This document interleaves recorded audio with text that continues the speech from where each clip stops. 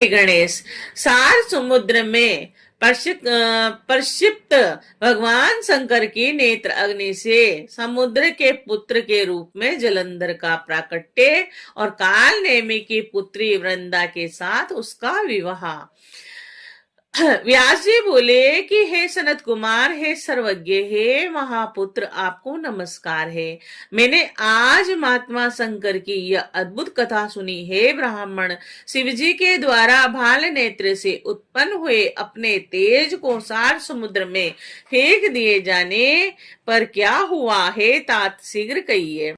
तब सनत कुमार बोले कि हे तात, हे महाप्राज्ञ, अब आप शिव की परम अद्भुत लीला को सुनिए और जिसे श्रद्धा से सुनकर भक्त योगियों की गति प्राप्त करते हैं। शिव जी के तीसरे नेत्र से उत्पन्न वह तेज जो खारे समुद्र में फेंक दिया गया था शीघ्र ही बालक रूप हो गया और सभी लोगों को भय देने वाला वह बालक वहां गंगा सागर के संगम पर स्थित हो बड़े ऊंचे स्वर में रोने लगा और उस रोते हुए बालक के शब्दों से पृथ्वी बारंबार कंपित हो उठी और स्वर्ग तथा सत्य लोक उसके स्वर से बहरे हो गए और उस बालक के रुदन से सभी लोक भयभीत हो उठे और समस्त लोकपाल व्याकुल चित्त हो गए।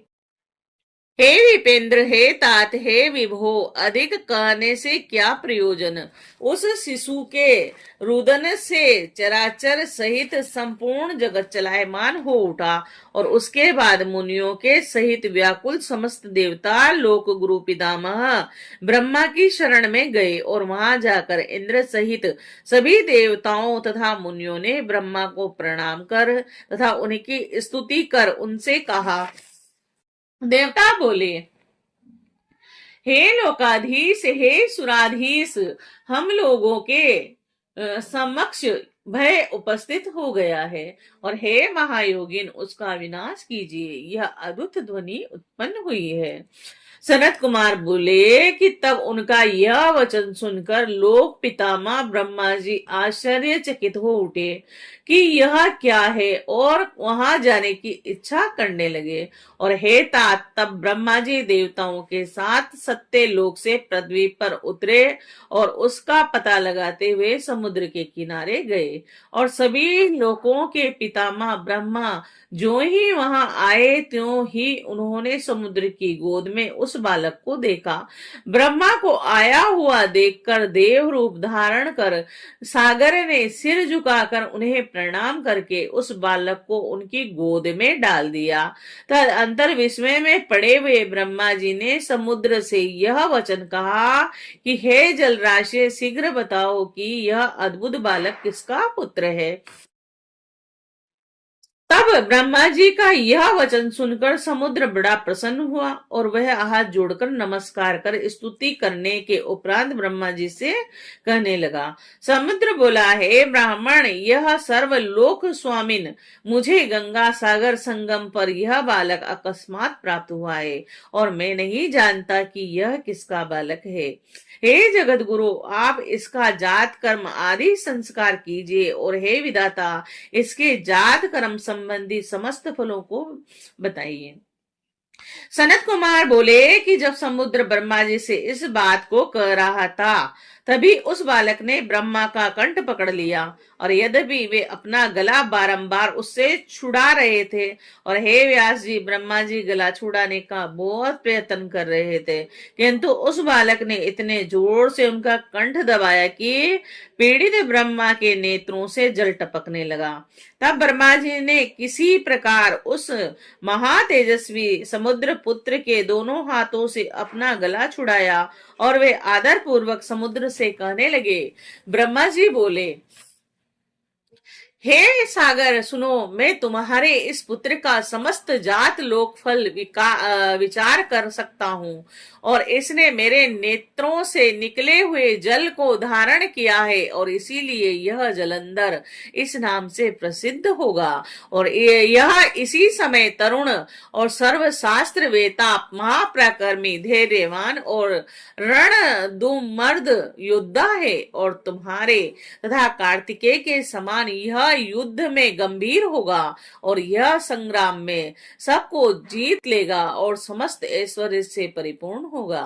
यह बालक समस्त दैत्यों का अधिपति होगा तथा विष्णु को भी जीतने वाला होगा और इसका पराभव कभी नहीं होगा। रुद्र को छोड़कर यह सभी प्राणियों से अवध्य होगा और जहां से इसकी उत्पत्ति हुई है अंत में वह वहीं जाएगा।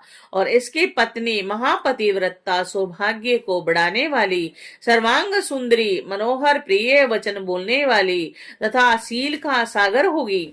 सनत कुमार बोले कि ऐसा कहकर दैत्य गुरु शुक्र को बुलाकर ब्रह्मा जी ने उस बालक को राज्य पर अभिषिक्त करवाया और समुद्र से आज्ञा लेकर वे अंतर्ध्यान हो गए। तदंतर उसके दर्शन से प्रफुल्लित नेत्र वाला समुद्र उस पुत्र को लेकर प्रसन्नता से अपने घर चला गया और प्रसन्नचित होकर अनेक उपायों द्वारा सर्वांग सुंदर, मनोहर, अत्यंत अद्भुत एवं परम तेजस्वी अपने पुत्र का पालन पोषण करने लगा। उसके बाद सागर ने महान असुर काल नेमी को बुलाकर उसकी वृंदा नामक पुत्री को उसकी भार्या के निर्मित मांगा। और हे मुनि, वीर असुरों में श्रेष्ठ, महाबुद्धिमान तथा अपने कार्य साधन में कुशल असुर काल नेमी ने समुद्र की याचना स्वीकार कर ली और ब्रह्म विवाह की विधि से समुद्र पुत्र वीर जलंधर को अपनी प्राण प्रिय पुत्री प्रदान कर दी। और उस समय उन दोनों के विवाह में महान उत्सव हुआ। और हे मुने, समस्त नदियों एवं असुरों को सुख प्राप्त हुआ और स्त्री सहित पुत्र को देखकर समुद्र को भी अत्यंत सुख की प्राप्ति हुई और उसने ब्राह्मणों तथा अन्य लोगों को यथाविधि दान दिया।